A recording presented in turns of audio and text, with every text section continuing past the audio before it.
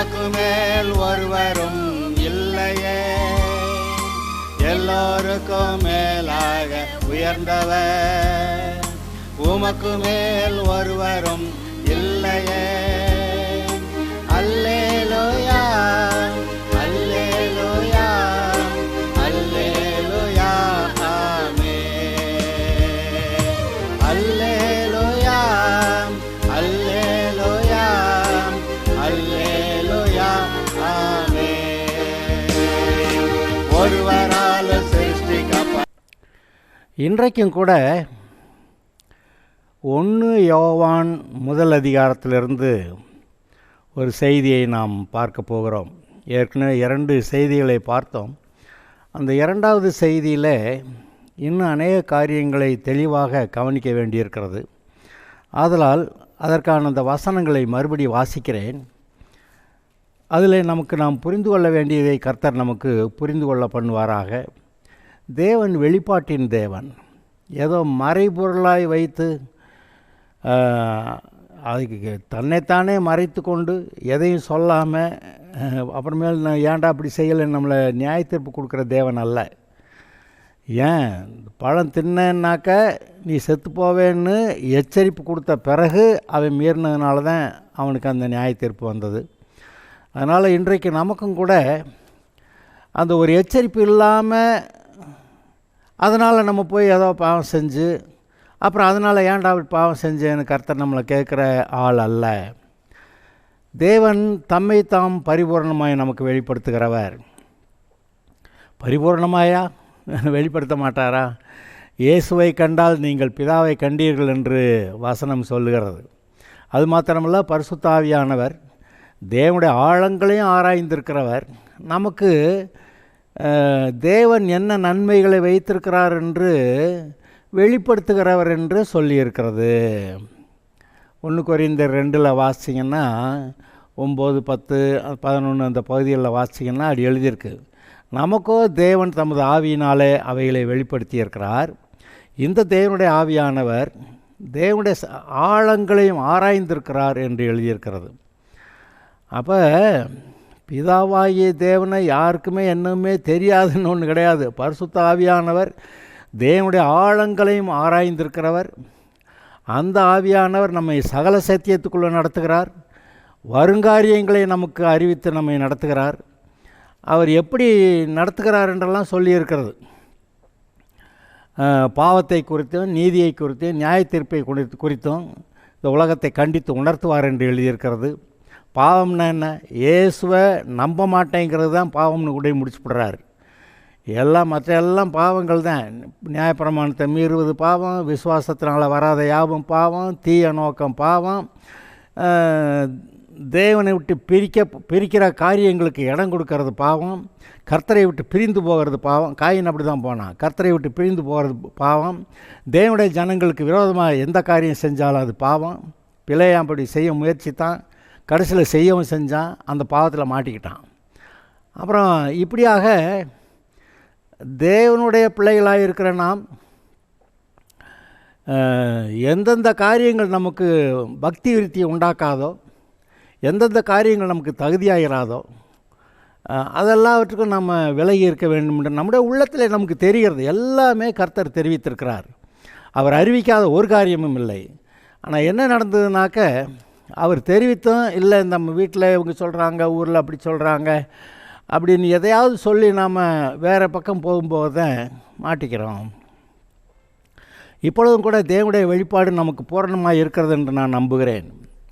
மோசே கர்த்தருடைய சமூகத்தில் அமர்ந்து பார்க்கணுன்னு சொல்லி கேட்டதுனால அவரை பார்க்க மோசேக்கு வாய்ப்பு கொடுத்தார்.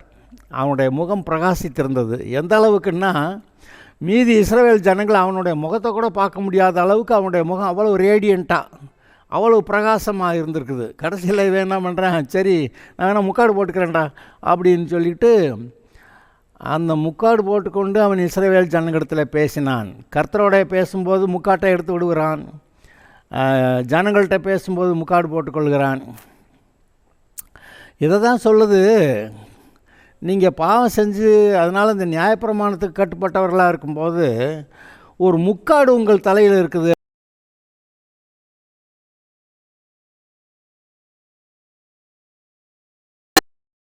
முக்காட்டை நீக்கி போடுவார், சகல ஜனங்கள் மீது இருந்த அந்த முக்காட்டை நீக்கி போடுவார் என்று எழுதியிருக்கிறது. முக்காடுன்னா என்ன?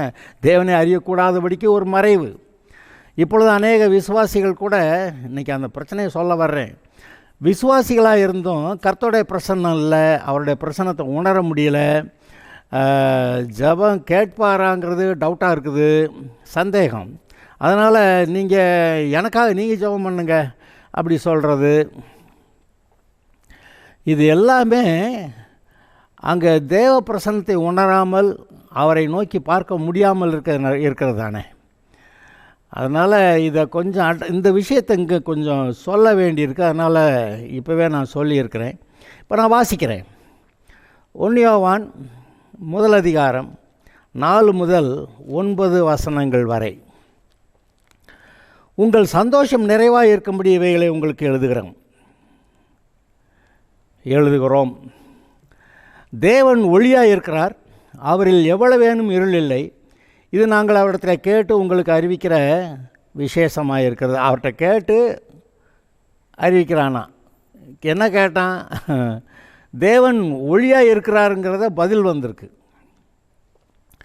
நாம் அவரோட கூட ஐக்கியப்பட்டவர்கள் என்று சொல்லியும் இருளிலே நடக்கிறவர்களாக இருந்தால் சத்தியத்தின்படி நடவாமல் பொய் சொல்லுகிறவர்களாக இருப்போம்.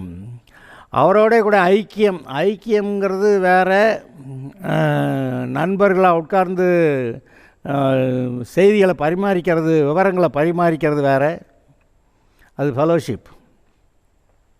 ஐக்கியம்னா ஒன்றோட ஒன்றா மாறிடுறது. அதாவது பிதாவாகிய தேவனும் இயேசு கிறிஸ்துவும் பரிசுத்த ஆவியானவரும் அப்படி ஐக்கியத்தில் இருக்காங்களாம். அதனால் 3 பேரா ஒரு ஆளா அப்படின்னு சந்தேகப்படுற அளவுக்கு ஆயிடுது. 3 பேர். ஆனால் அவர்களுடைய ஐக்கியம் எவ்வளோ இருக்குது, எப்படி இருக்குன்னா, கொஞ்சம் கூட வித்தியாசப்படாமல் அந்த 3 பேருமே பிதா என்ன சொல்கிறாரோ அதை குமாரனும் பரிசுத்த ஆவியானவர் அப்படியே செஞ்சிடறாங்க. அதனால் அவர்களுடைய சிந்தனை, அவருடைய நோக்கங்கள், அவருடைய விருப்பங்கள் எல்லாமே பிதாவுடைய விருப்பமாய் அப்படி ஒருமனப்பட்டதாக இருக்கிறது. அதுபோல் நீங்களும் நானும் தேவனோட கூட ஐக்கியமாக இருக்க அழைக்கப்பட்டிருக்கிறோம். தேவன் தம்முடைய குமாரனாய் இயேசு கிறிஸ்துவோடு ஐக்கியமாக இருக்கும்படி உங்களை அழைத்த தேவன் உண்மையுள்ளவர் அப்படின்னு 1 கொரிந்தியர் 2 வாசிக்கிறோம். எதுக்கு? கர்த்தராகிய இயேசு கிறிஸ்துவோடு கூட ஐக்கியமாக இருப்பதற்கு அழைத்த தேவன். இன்றைக்கு நாம் இயேசுவை ஆண்டவராக ஏற்றுக்கொண்டு இருக்கிறோம், ரட்சிக்கப்பட்டிருக்கிறோம், பரிசுத்த ஆவியினாலே முத்திரையிடப்பட்டிருக்கிறோம், பேர் ஜீவ புஸ்தகத்தில் எழுதியிருக்கிறது. நம்முடைய ஆவிக்குள்ளே பிதா குமாரன் பரிசுத்த ஆவியானவர் 3 வந்து தங்கியிருக்கிறார்கள். அப்படி தான் வசனம் சொல்லுது. அப்படி 3 நமக்குள்ளே தங்கியிருக்கிறார்கள். ஆனாலும் நம்முடைய மனக்கண்கள் பிரகாசமாக வேண்டுமென்று நமக்காக வேண்டிக் கொள்கிறேன்னு பவுல் சொல்கிறத பார்த்தீங்களா? அப்போ இன்னும் ஏதோ கொஞ்சம் தெளிவாக அறிந்து கொள்ளணும். இருதயத்தில் சுத்தமுள்ளவர்கள் பாக்கியவான்கள் தேவனை தரிசிப்பார்கள். அப்போ இன்னும் கொஞ்சம் நல்லா அறியணுமானா இன்னும் கொஞ்சம் இருதயம் கர்த்தருக்கு விட்டு கொடுக்கப்பட வேண்டியிருக்கிறது, கர்த்தருடைய சித்தத்துக்கு விட்டு கொடுக்கப்பட வேண்டியிருக்கிறது. அது வரைக்கும் நாம் வந்து இந்த குட்டையில் உருண மட்டைன்னு சொல்லுவோமே, இந்த உலக பாவா அப்படி தானே கிடந்து இருந்து இப்போ நம்ம ரட்சிக்கப்பட்டு வந்திருக்கிறோம். ரட்சிக்கப்பட்டு வந்த உடனே இயேசு நம்மளை கழுவிட்டார். ஆனால் நமக்கு இயேசுவை பற்றிய பூரண அறிவு இல்லாததுனால அந்த பூரணமாக கர்த்தருடைய வழியில் நடக்கலை, கொஞ்சம் கொஞ்சமாக வளர்றோம். அதனால நீங்கள் எல்லோரும் கிறிஸ்துவை போல பூரண புருஷராகும்படிக்கு உங்களுக்கு சபையில் போதிக்கும்படிக்கு அப்போஸ்தலர், தீர்க்கதரிசிகள், சுவிசேஷகர், போதகர், மேய்ப்பர் ஊழியங்களை கர்த்தர் வச்சிருக்கிறாரு அப்படின்னு சொல்லியிருக்கு. அப்போ ஆஸ் பிலீவர்ஸ், விசுவாசிகளாக நாம் வந்து கர்த்தருக்குள்ளே வளர்ந்து கொண்டு இருக்கிறோம். வளர்கிறதுக்கு ஆசை இருந்தால் போதும். எவ்வளவுக்கு ஆசை இருக்கிறதோ அவ்வளவுக்காய் தேவனுடைய வெளிப்பாடு நமக்குள்ளே இருக்கும். ஆசையே இல்லாதவங்கள்ட்ட கர்த்தர் வந்து வெளிப்பாட்டை கொடுப்பாருன்னு கொடுக்கவும் செய்கிறார் அப்படியும். ஆனால் அதை பற்றி கொண்டு நம்ம முன்னேறணும். அப்போ வந்து அது நமக்கு ரொம்ப பிரயோஜனமாக இருக்கும். ஆக இந்த ஒரு வாஞ்சையோடு கூட, சுத்த இருதயத்தோடு, திறந்த மனதோடு, தெளிந்த புத்தியோடு அவரை நோக்கி பார்ப்போமாக, அவருடைய வேத வாக்கியங்களை கவனிப்போமாக. இப்பொழுது கர்த்தர் உங்களுக்கு இந்த வெளிப்பாட்டை கொடுக்கிறார். ஒரு பெரிய குழப்பம் விசுவாசிகளுக்கு, பொதுவாக கிறிஸ்தவ உலகத்தில் இருக்க இந்த விசுவாசிகளுக்கு இருக்கக்கூடிய ஒரு பெரிய மனக்குழப்பத்தை நீக்குகிற ஒரு பகுதியாக இது அமைந்திருக்கிறது. வாசிக்கிறேன். தேவன் ஒளியாக இருக்கிறார், அவரில் எவ்வளவேனும் இருள் இல்லை. இது நாங்கள் அவரிடத்தில் கேட்டு உங்களுக்கு அறிவிக்கிற விசேஷமாக இருக்கிறது. நாம் அவரோடே கூட ஐக்கியப்பட்டவர்கள் என்று சொல்லியும் இருளில் நடக்கிறவர்களாக இருந்தால் சத்தியத்தின்படி நடவாமல் பொய் சொல்லுகிறவர்களாக இருப்போம். அதாவது இருளில் நடந்தால், அவர் ஒளியில் இருக்கிறது போல் நாமும் ஒளியிலே நடந்தால் நாம் ஒருவரோடொருவர் ஐக்கியப்பட்டிருப்போம். அவருடைய குமாரனாய் இயேசு கிறிஸ்துவின் ரத்தம் சகல பாவங்களை நீக்கி நம்மை சுத்திகரிக்கும். என்ன கண்டிஷனை பார்த்தீங்களா? அவர் ஒளியில் இருக்கிறது போல் நாமும் ஒளியிலே நடந்தால். இன்றைக்கு அநேக விசுவாசிகளுடைய நிலைமை அப்படி இல்லைன்னு தெரியுது. பரிபூர்ணமாக அவருடைய சித்தத்தில் நான் நடக்கிறேன், எனக்கு தெரிந்த அளவுக்கு நான் கர்த்தர்கிட்ட நடக்கிறேன், செவ்வையாக நடக்கிறேன் அப்படிங்கிறவங்களே எண்ணி பார்த்தா குறைவாக இருப்பாங்க. அப்படி ஆட்கள் நோவா ஏனோக்கு 2 பேரும் அவர்கள் தேவனோட கூட சஞ்சரித்து கொண்டிருந்தார்கள்ன்ற அளவுக்கு எழுதியிருக்கு. அதனால் இப்போ இருக்கிற லெவலில் கர்த்தாவே எனக்கு தெரிந்தவரை இப்பொழுது நான் நீர் எனக்கு அறிவித்து எனக்கு போதித்து நடத்தியிருக்கிற அளவிலே நான் உமக்கு முன்பாக உத்தமமாக இருக்கிறேன், இன்னும் நான் உண்மை அறிய விரும்புகிறேன் என்று கேட்டால் அதிகமான வெளிப்பாடு வரும். கிறிஸ்துவோடு கூட ஐக்கியமாக்குறது தானே அவருடைய வேலை. நமக்கு நம்ம கிறிஸ்துவை போல் பூர்ண புருஷராகிறது தானே அவர் அது கேட்குறாரு. அதாவது இயேசுவை போல் இந்த உலகத்தில் பிசாசு இருக்கிற இந்த பூமியில், பாவம் நிறைந்த உலகத்தில், அதாவது இருள் நிறைந்த உலகத்தில், குழப்பம் நிறைந்த உலகத்தில், அந்தகாரம் சூழ்ந்திருக்கிற அப்படிப்பட்ட உலகத்தில் இருந்து நம்ம வந்தோம். இயேசு நம்மை கழுவினார். ஆனால் நம்முடைய மனசு இன்னும் பூரணமாக மறுரூபம் ஆகலை. கழுவிட்டார், ஆனால் அந்த மனநிலை, அதாவது மனசு இன்னும் பூரணமாக மறுரூபம் ஆகலை. அது தேவனை அறிகிற அறிவுக்குள்ளே பூரணமாக வரல. அதனால் இதை வாசி வேத வாக்கியங்களை ஆராய்ந்து பாருங்கள், அவைகளால் உங்களுக்கு நித்திய ஜீவன் உண்டென்று எண்ணுகிறீர்களே, என்னை குறித்து சாட்சி கொடுக்கிறவைகளும் அவைகளே அப்படி சொன்னாரே. அப்போ இதை ஆராய்ந்து பார்க்க, இதை கர்த்தரை அறிந்து கொள்ள மனதை செலுத்த அப்படி வரும்போது அவர் வெளிப்பாட்டை கொடுக்குறார். மறைந்து கொள்ளுகிற தேவன் அல்ல. அவர் நம்ம போய் கர்த்தரை தேடி போகிறப்ப அவர் ஒழிஞ்சிக்கிட்டாருன்னா அப்புறம் ஏன்டா என்னை பின்பற்றலை அப்படின்னு அவர் கேட்க முடியாது, அப்புறம் நியாய தீர்ப்பு கொடுக்க முடியாது. ஆனால் அவர் என்ன பண்ணியிருக்கிறாரு, எல்லா உங்கள் மனசாட்சிக்குள்ளேயே நானே தேவன் என்னிடத்தில் வா, நல்ல நல்ல நல்ல அதில் வழியில் வந்தோம்னா கர்த்தர்கிட்ட சேர்ந்துருவீங்க. இந்த சிருஷ்டிப்புகளெல்லாம் பார்த்த உடனே இதெல்லாம் உண்டாக்குன ஒருத்தர் இருக்கிறார் அப்படிங்கிறது உடனே வந்துடுது. ஆனால் இந்த சிருஷ்டிகளை பார்க்கும்போது யார் தேவன்னு தெரியாது. அது ஸ்பெஷல் ரெவலேஷன், தனிப்பட்ட விசேஷமான ஒரு வெளிப்பாடு. அதை கொடுக்கறதுக்கு கர்த்தரே வருகிறார். இந்த வேத வாக்கியங்கள் இருக்குன்னு யாராவது சுவிசேஷம் அறிவிக்கிறாங்க, இயேசுவே வந்தார், அவர் சிலுவைக்கு போனார், நான் உங்களுக்காக இந்த மாதிரி பாடுபட்டிருக்கேங்கிறாரு, நீங்கள் எல்லாரும் இடத்துல வாருங்கள், வருத்தப்பட்டு பார சுமக்கிறவர்களே நீங்கள் எல்லாரும் இடத்துல வாருங்கள், நான் உங்களுக்கு இளைப்பாறுதல் தருவேன் அப்படியெல்லாம் சொல்கிறாரு. அப்போ அந்த அழைப்பு, இந்த சுவிசேஷம் அறிவிக்கிறதும் அழைப்பும் விசேஷ வெளிப்பாடாக இருக்கிறது. ஆரம்ப காலங்களில் கர்த்தர் நேரடியாக ஆதாம்கிட்ட பேசினார், ஏன் காயின்கிட்ட பேசினார், அப்புறம் நோவாட்ட பேசினார், அப்புறம் ஆபிரகாம்கிட்ட பேசினார், அப்புறம் ஈசாக்கிட்ட பேசினார், யாக்கோபுக்கிட்ட பேசினார், அப்புறம் யோசேப்புக்கிட்ட எல்லாம் பேசினார். அது யோசேப்புக்கிட்ட சொப்பனத்தில் பேசினார்னு நம்ம அறிகிறோம். அப்படி நேரடியாக பேசிக்கிட்டே வந்தார். அப்புறம் காலப்போக்கில் ஒன்றும் சரிப்படலை. இந்த இஸ்ரவேலர் எல்லாரும் எங்கே எகிப்துக்கு போன ஒரு பாடு அங்கே மூழ்கிட்டாங்க. அந்த பாவத்தில் மூழ்கின பிறகுமே கர்த்தர் போய் நானே தேவன் அப்படின்னு அவர்களுக்கு வெளிப்படுத்தி, நீங்களாம் ஏன் ஜனங்கள் என்னோட கூட வாங்க, உங்களை பாலுந்தேனோட தேசத்தை கூட்டி போகிறேன்னு சொல்லிவிட்டு அப்படி விடமாட்டேங்கிற இந்த பார்வோனே அவனுடைய சேனையை நான் என்ன செய்கிறேன் பாரு அப்படின்னு சொல்லிட்டு அங்கே பெரிய அற்புதங்களை செய்து அந்த இஸ்ரவேலருக்கு முன்னாடியும் சரி அந்த எகிப்தியருக்கு முன்னாடியும் சரி நானே தேவன் என்று அவர்களுக்கு வெளிப்படுத்தி அந்த நிலைமையில் இஸ்ரவேலரை அங்கேருந்து வெளியே கொண்டு வந்தார். வனாந்தர வழியில் வரும்போது இவங்க எந்த அளவுக்கு அந்த பாவத்தில் மூழ்கி கிடந்தாங்கன்னா அவங்க இருதயம் மறுபடியும் அந்த பாவத்துக்கு போயிடுச்சு. கண்டுபிடி செய்தார்கள். கடைசியில் அவர் உடனே கொல்லலை. ஆனாலும் நாங்கள் சத்தா தேவலைன்னு சொல்லி மோசே மேலே கல்லெறிய பார்க்குறது, இந்த தேவன் வேண்டாம் நம்ம திரும்ப எகிப்துக்கு போகலான்னு சொல்கிறது, இப்படிப்பட்ட காரியங்களை பார்த்தா அவங்கள எல்லாரையும் கர்த்தர் க்ளோஸ் பண்ணிட்டார்.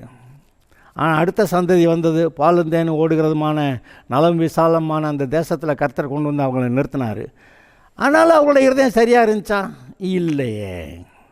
இப்படி வழுவி போகிற இருதயத்தை உடைய மக்களாக இருக்கிறார்கள். இன்றைக்கு நம்முடைய இருதயத்தையும் சற்று கவனிப்போமாக. நம்முடைய இருதயம் வலுவாத இருதயமாக இருக்க கடவுது. இது தப்புன்னு தெரிஞ்சுட்டு அதில் போய் இறங்கக்கூடாது. அப்படி இறங்கினா வழுவி போகிற இருதயம் என்று நாம் சொல்லுகிறோம். சூடுண்ட மனசாட்சி கேட்டிருக்கீங்களா? சூடுண்ட மனசாட்சி அது என்னது? தப்புன்னு தெரிஞ்சு போய் செய்கிறது, மறுபடியும் செய்கிறது, அப்புறமேல் கடைசியில் அது தப்பே இல்லைன்னு நினைக்கிறது. இதைத்தான் சூடுண்ட மனசாட்சின்னு சொல்கிறோம். அது ரொம்ப பொல்லாதது. அதே மாதிரி பலவீனமான மனசாட்சியும் ரொம்ப மோசம். இது தப்பு மாதிரி தெரியுதுங்க, ஆனாலும் செய்யணும்னு ஆசையாக இருக்குங்க. அப்படி போய் செய்கிறப்ப விசுவாசம் இல்லாமல் அவர்கள் செய்ததுனாலே அவர்கள் ஆக்கினை தீர்ப்புக்குட்பட்டார்கள் அப்படின்னு எழுதியிருக்கு. அதனால் டவுட்டில் நல்லதாக கெட்டதான்னு டவுட்டில் எல்லாம் போய் செய்யக்கூடாது. திட்டமாக இது கர்த்தருக்கு பிரியமானது என்று தெரிந்து நீங்கள் செய்யும்போது அதில் குழப்பம் இல்லை. ஆனால் குற்ற மனசாட்சி இருக்கே, ஏதாவது செஞ்சவொன்னே தப்புன்னா உடனே நீ சரியில்லைன்னு சொல்லிடும். அந்த இடத்துல மனம் திரும்ப வைக்கும். அது நமக்கு நல்லது. குற்ற மனசாட்சி நம்ம தப்பு பண்ணும்போது குற்ற மனசாட்சி வர்றது நமக்கு நல்லது. அந்த குற்ற மனசாட்சியெல்லாம் கர்த்தரால் உண்டாக்கப்படுகிறது. அது நமக்கு நல்லது. அதனால் நாம் அதை கவனிப்போமாக. கர்த்தர் நமக்கு என்ன சொல்லுகிறாரோ அதை கேட்டு நம்ம செவ்வையாய் நடக்கிறது நல்லது. நீங்கள் கர்த்தர் கேட்குற மாதிரி பிரகாரமாக அப்படி வர இங்கே வாசித்தமே, நாம் அவரோட ஐக்கியப்பட்டவர்கள் என்று சொல்லியிருக்கல, கிறிஸ்துவோடு கூட ஐக்கியமாயிருப்பதற்கு அழைத்த தேவன் உண்மை உள்ளவர். இப்போ நீங்கள் அந்த ஐக்கியத்துக்குள்ளே வந்துடுவீங்க. அது எப்படி போயிடும்னா கடைசியில் பிதா குமாரன் பரிசுத்த ஆவியானவர் அப்படி ஐக்கியமாக இருக்காங்களா? நீங்கள் அவரோட சேர்ந்துட்டிங்கன்னா நீங்களும் பிதா குமாரன் பரிசுத்த ஆவியானவர் அடுத்து 4வது நீங்கள் அப்படி ஐக்கியமாக இருக்கிறதுக்கு அழைத்த தேவன். உடனே கேள்வி, பாஸ்டர் இதெல்லாம் நடக்கிற காரியமா?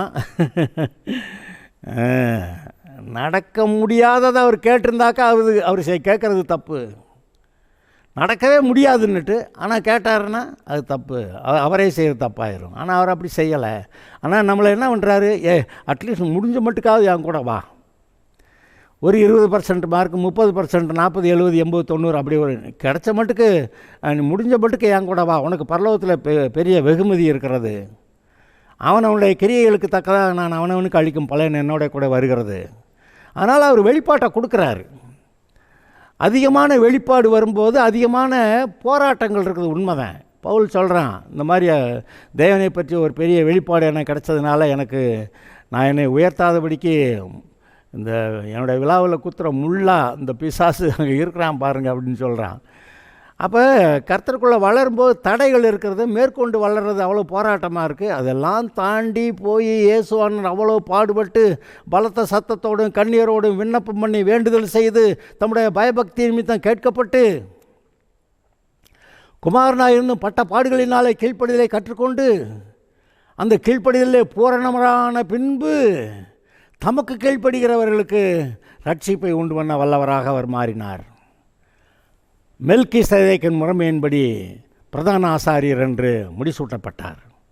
அவர் தேவனுடைய குமாரனாக எல்லா நாமத்துக்கு மேலான நாமத்தை பெற்றவராக தேவனுடைய வலது பார்சலில் உட்கார்ந்தார். அது மாதிரி பாடுபட்டு அது மாதிரி ஐ டவுட் நம்ம எதை செய்ய முடியுமா, எனக்கு சந்தேகமாக இருக்குது. ஆனால் ஒரு விதத்தில் அந்த பாடுகள், அவரோட கூட பாடுகள் படுகிற அந்த ஸ்லாக்கியம் நமக்கு கொடுக்கப்பட்டதாக பைபிள் சொல்லுகிறது. அவரோட கூட பாடுகளை சகித்தோமானால் அவரோட கூட ஆளுகையும் செய்வோம் என்று சொல்லியிருக்கிறது. இந்த உங்களுக்கு பற்றிய அக்கினியை குறித்து ஏதோ புதுமை என்று திகையாமல் இதெல்லாம் நமக்கெல்லாம் ஏற்படுது. கர்த்தர் இந்த மாதிரி இந்த பாடுகளை அருளி செய்திருக்கிறார். அதான் அருளி செய்திருக்கிறாருன்னா ஆசீர்வாதமாக கொடுத்துருக்கிறாராம். எந்த அளவுக்கு பாடுகளோ அந்த அளவுக்கு உங்களுக்கு மகிமை அங்கே உண்டாகிருக்கிறது அப்படின்னு சொல்லியிருக்கே. அதெல்லாம் நீங்கள் நினச்சி பாருங்கள். 2 கொரிந்தியர் 4:17-18 நீங்கள் உங்களுடைய பாடுகளெல்லாம், உங்களுடைய உபத்திரவங்களுக்கெல்லாம் அங்கே மகிமை அங்கே உண்டாகும் என்று எழுதியிருக்கிறதே. அதை சற்று நினைத்து பார்க்க வேண்டும். சரி, இப்போ இந்த பாடுகளை பற்றி சொல்லிட்டேன். இந்த கீழ்ப்படுகிறது, கிறிஸ்துவை போல வர்றது, அது ரொம்ப போராட்டம், அதெல்லாம் பார்த்தோம். மோசே கர்த்தர் கீழ்ப்படிந்ததுனால அவ்வளவு பிரகாசமாகிற அளவுக்கு 40 நாள் 2 தடவை மலை மேலே உட்கார்ந்து வேறு எதை பற்றியும் சிந்தியாமல் இருந்திருக்கிறான். பவுல் தன்னை பற்றி எழுதும்போது அவன் சரீரத்தில் இருந்தானோ சரீரத்துக்கு புறம்பாக இருந்தானோ நான் அறியேன் அப்படின்னு சொல்கிறான். அதே போல் மோசே சரீரத்துக்குள்ளே இருக்கும்போதே அவன் மலையில் இருந்து கர்த்தர்ட்ட காத்திருந்தானா 40 நாள். அல்லது சரீரத்துக்கு புறம்பாக போயிட்டு அவனுக்கு பசி தூக்கம் கண்ணீர் ஒன்றுமே கிடையாது, எந்த பசியும் இல்லை, ஆயம்பாடு கர்த்தரோட கூட பரலோகம் போயிட்டு அப்புறம் திரும்பி வந்தானா அது நமக்கு தெரியாது. ஆனால் அது முடியுது. அவன் அவ்வளவு போன ஒரு பாடு கர்த்தரை நேராக பார்க்குறேன்ட்டான். அவரை பார்த்தா கொன்னுடுவேங்கிற ஒரு கர்த்தர்.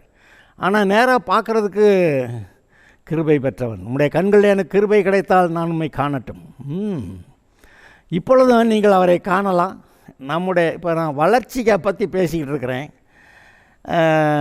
ஆனால் பொதுவாக நாம் நீதிமான்கள் என்று, பரிசுத்தவான்கள் என்று, தேவனுடைய மகிமையை பெற்றவர்கள் என்று, ஜீவ புஸ்தகத்தில் பெயர் எழுதப்பட்டவர்கள் என்று, பரிசுத்த ஆவியினால் முத்திரையிடப்பட்டவர்கள் என்று எல்லாம் சொல்லியிருந்தாலும் கூட பரிசுத்த ஆவியை பெற்றவர்கள்னு சொன்னாலும் கூட அவருடைய வழி நடத்துதலை இன்னும் நாம் கரெக்டாக பிடிச்சி நடந்தோமாங்கிற கேள்வி ஒன்று இருக்குது. எவர்கள் தேவனுடைய ஆவியினாலே நடத்தப்படுகிறார்களோ அவர்கள் தேவனுடைய புத்திரராக இருக்கிறார்கள். அப்படி அந்த ஆவியினால் நடத்தப்படுகிற விஷயத்தில் தான் இங்கே குழப்பம் இன்னும் இங்கே இருக்குது. அங்கே என்ன நடக்குது, அவர் சகல சத்தியத்துக்குள்ளே நடத்துவார்னு சொல்லி, அப்புறம் வருங்காரியங்களையெல்லாம் உங்களுக்கு அறிவித்து உங்களை நடத்துவார்னு சொல்லி, அப்படியெல்லாம் சொல்லியிருந்தாலும் கூட நம்முடைய விருப்பங்கள் அந்த அளவுக்கு தேவனோடு கூட இசைந்திருக்கிற அளவுக்கு இல்லை. ஏன் இயேசுனாருக்கே அப்படி ஒரு போராட்டமான நிலைமை வந்துச்சு. குடும்பமான அந்த பாத்திரம் எண்ணெய் விட்டு நீங்கட்டும் அப்படின்னு அவர் கேட்குறாரு. ஆனால் அந்த கேள்விக்கு அந்த ஜபத்துக்கு பிதா பதில் கொடுக்கல. இல்லை நீர் அந்த கஷ்டத்தின் வழியாக போய் தான் தீரணுன்ட்டார். அங்கே நாமும் கூட கிறிஸ்துவை போல வளருகிறதற்கு அதற்கான படிகளில் ஒவ்வொரு படியிலையும் ஒரு பரீட்சை எழுத வேண்டியிருக்கிறது, அதில் பாஸ் பண்ண வேண்டியிருக்கிறது. அது போதிக்கிறார், பரீட்சிக்கிறார். ஏன் இயேசு கிறிஸ்துவே பரீட்சிக்கப்பட்டவராக தான், பரலோகத்தில் வைத்து அவர் பரீட்சிக்கப்பட்டவராக தான் பூமியில் அவர் அனுப்பப்பட்டார். இன்றைக்கு நாம் கூட பரலோகத்துக்கு பரலோகம் போகிறது நிச்சயம், அதில் குழப்பமே கிடையாது. ஆனால் அங்கே போய் எவ்வளவு நமக்கு வெகுமதிகள் கிடைக்கிறதுங்கிறதுல கேள்வி வருது. அவனுடைய கிரியைகளுக்கு தக்கதாக, எல்லாருக்கும் சமம் கிடையாது, அவனுடைய கிரியைகளுக்கு தக்கதாக. அப்போ இங்கே நாம் கர்த்தராகிய இயேசு நாமத்தினால எவ்வளவுக்காய் பிரயாசப்படுகிறோமோ அதுக்கேற்ற பலன் அங்கே உண்டு. இன்றைக்கி பைபிளில் அநேக தீர்க்கதரிசிகள், ஊழியக்காரர்கள்லாம் எப்படி பிரயாசப்பட்டார்கள், பாடுபட்டார்கள், கர்த்தருக்காக மரித்தார்கள், அப்படியெல்லாம் நம்ம பார்க்குறோம். அதனால் அவர்களுக்கான பலன் உண்டு. இன்றைக்கு நீங்களும் நானும் கர்த்தருக்குள் இருந்து படுகிற பிரயாசங்கள் எல்லாவற்றுக்கும் பலன் உண்டு என்று நான் உங்களுக்கு சொல்லுகிறேன். ஆதலால் நாம் பாவம் செய்யக்கூடாதுன்னு தான் நான் சொல்ல வருவேனே ஒழிய, செஞ்சால் மன்னிச்சிருவார். அதாவது விசுவாசிகள் யாரும் பாவம் செய்யாதவங்க கிடையாது. அப்புறம் அதுக்கேற்றாப்புல 2 அடி வாங்குகிறாங்க. அப்புறம் ஆனால் ஐயோ ஆண்டவரேங்கிறப்ப மன்னிக்கிறாரு. இது எல்லா விசுவாசிகளுடைய வாழ்க்கையில் இருக்கக்கூடிய ஒரு காரியம். ஆனால் கர்த்தர் நீ நீதிமான்னு சொல்லிட்டார். நீ நீதிமான் தான், ஆனாலும் இந்த மாதிரி ஒழுங்கினாங்க அப்படின்னு சொல்கிறப்ப அதுக்கான தண்டனையை கொடுக்குறாரு. அப்படி எப்படி பாவம் செஞ்சுட்டு பரலோகம் போகலாம் அப்படி கேட்டால் அதுக்கு ஒரு இந்த 1 யோவானில் பின்னாடி என்ன சொல்கிறாரு, மரணத்துக்கு ஏதுவான பாவமும் உண்டு, மரணத்துக்கு ஏதுவல்லாத பாவமும் உண்டு. மரணத்துக்கு ஏதுவான பாவம் எது? இயேசுவை வேண்டான்னு நிராகரிக்கிறது, அவ்வளோதான், நரகம்தான். ஆனால் கிறிஸ்தவர்களாக இயேசுவை ஏற்றுக்கொண்டு கர்த்தருடைய பிள்ளைகளாக இருந்துக்கிட்டு இந்த சில்லற பாவங்களை செஞ்சு விட்டு அப்புறம் அடிபட்டு அவதிப்பட்டு கிடக்கிறாங்களே, அதெல்லாம் மரணத்துக்கு ஏதுவல்லாத பாவம், அவைகள் மன்னிக்கப்பட முடியும். பாவங்களை மறைக்கிறவன் வாழ்வடைய மாட்டான், அறிக்கை செய்து விட்டு விடுகிறவனும் இரக்கம் பெறுவான், மன்னிப்பை பெறுவான், கழுவப்படுவான், பரிசுத்தமாக்கப்படுவான். மறுபடியும் அந்த கிறிஸ்தவ வாழ்க்கையில் ஓட்டத்தை நன்றாய் ஓட அவனுக்கு கர்த்தர் கிருபை கொடுக்கிறார். இதில் இப்போ நான் இதை வாசித்து சொல்லிடுறேன். நாம் அவரோட கூட ஐக்கியப்பட்டவர்கள் என்று சொல்லி இருளிலே நடக்கிறவர்களாக இருந்தால் சத்தியத்தின்படி நடவாமல் பொய் சொல்லுகிறவர்களாக இருப்போம். அவர் ஒளியில் இருக்கிறது போல் நாமும் ஒளியிலே நடந்தால் நாம் ஒருவரோடொருவர் ஐக்கியப்பட்டிருப்போம். எத்தனை டினாமினேஷன்லாம் இருக்குது, ஒரு டினாமினேஷன் இருக்காது. அவர் வெளிச்சத்தில் நடக்கிற மாதிரி நம்மளும் வெளிச்சத்தில் நடந்தால் நமக்குள்ள டினாமினேஷனல் டிஃப்ரென்ஸ், விசுவாசி அந்த விசுவாசி இந்த விசுவாசின்னு வித்தியாசமே இருக்காது, போகும். ஆனால் அப்படி இல்லையே, எங்கள் சபை போதனை தான் கரெக்டு, உயர்ந்தது அப்படின்னு ஒவ்வொரு சபை பிரிவினரும் சொல்கிறாங்களே, எங்கள் போதனை தான் கரெக்டு அப்படின்றாங்க. இதெல்லாம் சபை கோட்பாடுகள். ஆனால் பைபிள் கோட்பாடு அதை நீங்கள் மொத்தத்தில் போய் பார்க்கணும். பைபிள் கோட்பாடு வேறு, சபை கோட்பாடுகள் வேறு. இந்த சபையில் இருக்கக்கூடியவங்க எந்த அளவுக்கு உத்தம இருதயத்தோடு இருக்காங்களோ அந்த அளவுக்கு வசனம் விளங்குது, மீதி விளங்கலை. அதனால தான் இந்த சபை பிரிவுகள் இருக்கிறது. இப்போ சொன்னமே, உங்களில் உத்தமர் என்னார் என்று விளங்கும்படிக்கு உங்களுக்கு மார்க்க பேதங்கள் இருக்கிற வேண்டியது அவசியமே. அப்போ உத்தமர் என்னார் என்று விளங்கணும்னா அப்போ சில ஆட்கள் உத்தமம் இல்லை, உத்தமர்களையும் உத்தமம் இல்லாதவர்களையும் பார்க்கணும்னா அப்போ அங்கே மார்க்க பேதங்கள் இருக்கணும்னு சொல்லப்படுகிறது. சரி, எப்படியோ. ஆனால் இப்போ நமக்கு என்ன பிரச்சனை எங்கிட்டு தீரணும்? இந்த சின்ன சின்ன பாவத்தில் விழுந்துட்டு ஐயோ ஆண்டவரே அப்படிங்கிறப்ப மனம் திரும்பினா அவர்களை மன்னிக்கிறாரு, இயேசுவின் ரத்தம் அவர்களை கழுவுது. அது நமக்கு புரியணும். தாவீது அவ்வளோ பெரிய பாவத்தை செஞ்சு விட்டு கடைசிக்கு ஐயோ ஐயோன்னு கதறி கூப்பாடு போட்டு உங்களுடைய பரிசுத்த ஆவியை என்னை விட்டு எடுத்துக்கொள்ளாதிரும்னெல்லாம் சொல்லி, நீர் என்னை பார்க்காம உம்முடைய முகத்தை மறைச்சிக்கிட்டு உம்முடைய இயேசோப்பு தண்ணெலாம் என்னை கழுவி சுத்திகரியும்னெல்லாம் சொல்லிக்கிட்டு அவன் கர்த்தர்ட்ட மன்னிப்பை பெற்றுக்கொண்டான். நம்ம அவ்வளோ பெரிய பாவத்துக்குள்ளே போகலைனாலும் சின்ன சின்ன பாவங்களுக்குள்ளேனாலும் அது நம்மளுடைய சமாதானத்தை கெடுக்குது. துன்மார்க்கருக்கு சமாதானம் இல்லைன்னு பைபிள் சொல்லுது. நம்ம விசுவாசிகளாக இருக்கிற துன்மார்க்கர் அந்த கணக்கில் வர்றோமா? ஏன்னா நமக்கு சமாதானம் இல்லைன்னா துன்மார்க்கருக்கு தான் சமாதானம் இல்லை என்று கர்த்தர் சொல்லுகிறார். அப்போ நமக்கு விசுவாசிகளாக இருக்க யாராவது எனக்கு சமாதானம் இல்லைன்னு சொன்னால் அப்போ வேணுங்க தக்கன துன்மார்க்கம் உள்ளுக்கு இருக்குன்னு தானே அர்த்தம். அவைகளை விட்டு மனம் திரும்ப வேண்டும். அவைகளை விட்டு மனம் திரும்பினா அப்போ என்ன சொல்கிறாரு? நம்முடைய பாவங்களை நாம் அறிக்கையிட்டால், அதை விட்டு விலகினால், மனம் திரும்பினால், பாவங்களை நமக்கு மன்னித்து எல்லா அநியாயத்தையும் நீக்கி நம்மை சுத்திகரிப்பதற்கு அவர் உண்மையும் நீதியும் உள்ளவராக இருக்கிறார். அறிக்கை செஞ்சு விட்டுட்டா அதை நீக்கிறதுக்கு அவர் உண்மையும் நீதியும் உள்ளவராக இருக்கிறாராம். அப்படி சில்லற பாவத்தையும் செஞ்சு விட்டு எனக்கு பாவம் இல்லை என்று நாம் சொல்லுவோமானால் நாம் அவரை பொய்யராக்குகிறவர்களாக இருப்போம். அவருடைய வார்த்தை நமக்குள் இராது. அவர் சில்லற பாவங்களை கூட ஒத்துக்கிறாதவர். பயங்கர பெரிய பாவம் எது? இயேசுவை வேண்டான்னு நிராகரிக்கிறது. ஆனால் இயேசுவை ஏற்றுக்கிட்டு கர்த்தருடைய பிள்ளையா வாரம் வாரம் சர்ச் அட்டன் பண்ணி பைபிள் ஆச்சு ஜெபம் பண்ணி எல்லாம் செஞ்சும் கூட எங்கேயாவது சூழ்நிலை நிமித்தம் எதையாவது ஒரு தப்பு பண்ணிட்டு அவதிப்படாத விசுவாசி யாராவது இருக்காங்களா? அவங்க நிம்மதியாக இருக்கிறாங்களா? பிசாசு வேண்டியதில் அவங்களுடைய நிம்மதியை கெடுக்க பரிசுத்த ஆவியானவரே போதும். பரிசுத்த ஆவியானவரை துக்கப்படுத்தாதிருங்க அப்படியெல்லாம் எழுதியிருக்கேன். அதனால் அவரை துக்கப்படுத்துறது நமக்கு தெரியும். நாம் உண்மையாக மனம் திரும்புவோமாக. அவர் நம்மை மன்னிப்பார், நம்மை கழுவுவார், நம்மை பரிசுத்தமாக்குவார். நாம் அவருடைய பிள்ளையாக மறுபடியும் நம்மை கிறிஸ்துவுக்குள் புதுப்பித்து கொண்டு நம்முடைய கிறிஸ்துவுக்குள்ளான வாழ்க்கையிலே நாம் முன்னேறலாம். நீங்கள் முன்னேறுங்கள். கர்த்தர் உங்களிலே பிரியமாக இருக்கிறார். ஓகே.